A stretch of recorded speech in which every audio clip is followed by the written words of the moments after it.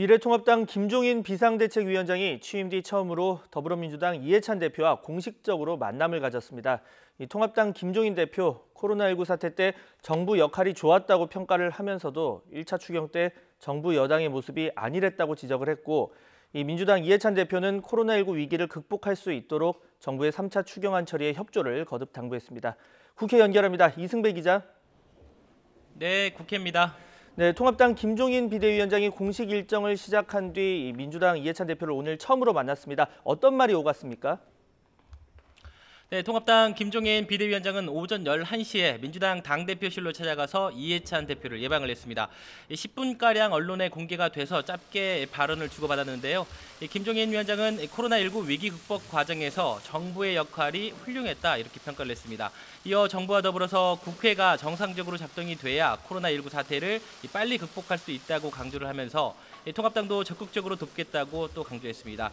김종인 위원장은 이를 위해서는 개원 문제가 가장 중요하다면서 이해찬 대표가 칠선의 풍부한 관록을 살려 국회가 빨리 정상 작동될 수 있도록 나서달라고 요청했습니다. 이에 대해 민주당 이해찬 대표는 코로나19 사태로 무엇보다 국가 경제에 타격이 크다면서 여야가 힘을 합쳐서 극복하자고 답했습니다. 그러면서 정부가 추진하고 있는 35조 3천억 원 규모 추경 예산안이 내일 국회에 제출된다면서 빨리 통과될 수 있도록 20대 국회와는 다른 모습을 보여달라고 말했습니다. 본회의 개의와 관련해서는 국회법이 정한 대로 이틀 뒤인 오는 5일에 그대로 추진하겠다면서도 소통만 충분히 하면 해법을 찾을 수 있다고 협상의 여지를 열어뒀습니다. 여야 두 대표는 이후 다른 배석자 없이 10분가량 추가로 비공개로 얘기를 더 나눈 뒤에 헤어졌습니다. 네, 원구성 협상을 둘러싸고 21대 국회 초반부터 여야 논의가 좀처럼 물꼬를 트지 못하고 있습니다. 현재 여야 협상에서 가장 핵심적인 부분 어떤 측면입니까? 네, 여야가 원구성 협상에서 치열하게 맞서고 있는 지점, 이 법사위원장과 예결위원장 자리입니다. 이 가운데서도 법사위원장은 여야 모두 절대 양보 못한다 이렇게 강하게 부딪히고 있습니다.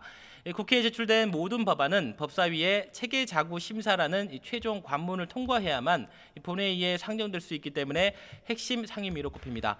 민주당 김영진 원내수석은 오늘 YTN과의 통화에서 야당은 그동안 법사위원장을 국정과 민생의 발목 잡기 수단으로 삼았다면서 잘못된 과거를 탈피한다고 해놓고 되레 더 강화하려고 하는 검은 의도가 숨겨져 있다고 비판했습니다. 반면 통합당은 거대 야당을 견제하려면 법사위는 관행대로 야당이 가져가야 한다고 맞서고 있습니다. 이 통합당 김성원 원내수석은 YTN과의 통화에서 법사위와 예결위 모두 야당이 맡아야 한다는 생각은 변함이 없지만 아주 양보했을 경우 예결위 정도는 여당에 내줄 수 있다고 밝혔습니다. 김태년, 주호영 여야 원내대표 그리고 김영진, 김성원 원내수석은 어제도 저녁에 막걸리를 마시면서 2시간가량 협상을 벌였는데요. 입장차는 좁히지 못했습니다. 이런 가운데 민주당은 이틀 뒤에 곧바로 본회의를 열겠다며 어제 임시국회 소집 요구서를 제출을 했고요. 오늘 아침에도 이해찬 대표가 다음 주까지는 원구성을 모두 마치겠다 이렇게 강조를 하면서 연일 압박 수위를 높이고 있습니다.